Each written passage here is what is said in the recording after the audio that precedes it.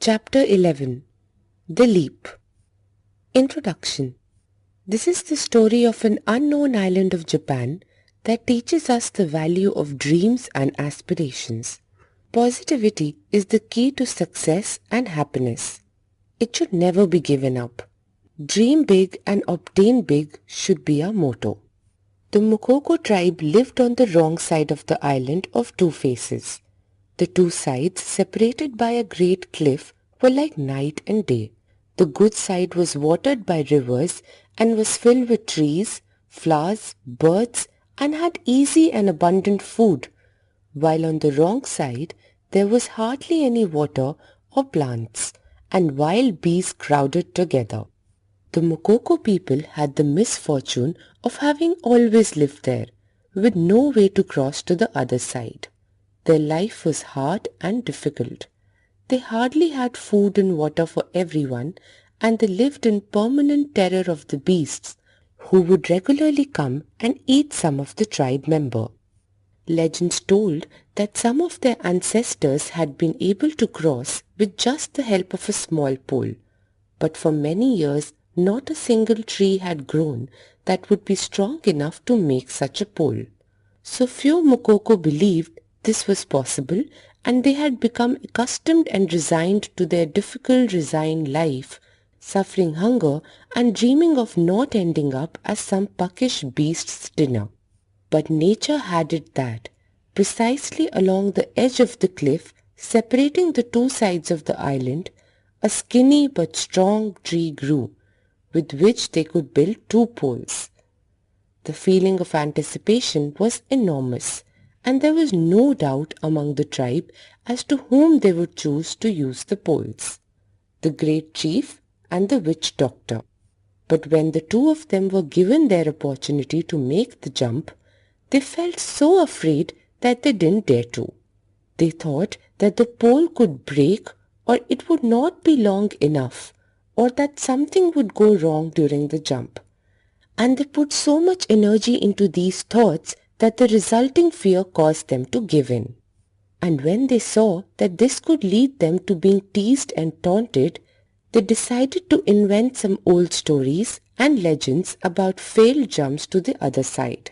And they told so many of these tales and spread so much that there was no Mokoko resident who did not know how reckless and foolish you would have to be to even attempt the jump. And there lay the poles, available to anyone wanting to use them, but abandoned by all, because taking up one of these poles had become, by dint of repetition, the most unbecoming thing a Mokoko person could do. It was a betrayal of the values of suffering and resistance which so distinguished the tribe.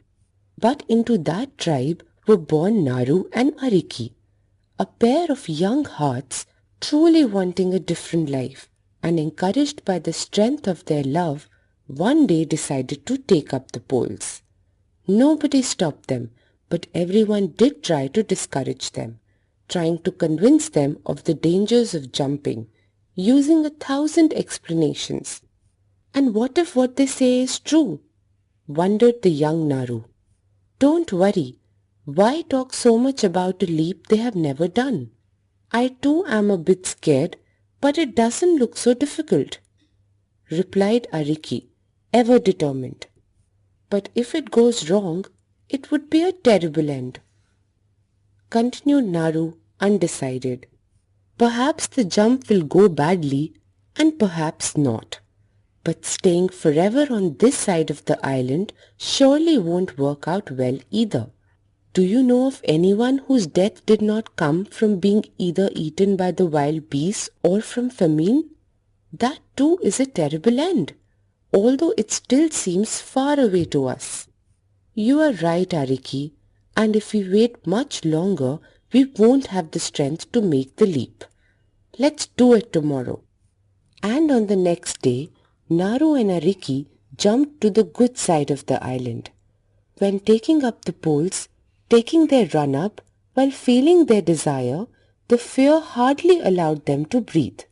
And while flying through the air, helpless and without support, They felt that something surely must have gone wrong and certain death awaited them. But when they landed on the other side of the island and happily hugged each other, they thought the jump really hadn't been so bad after all. And as they ran away to discover their new life, behind them they could hear like a whispering choir, "It was just luck. Well, maybe tomorrow.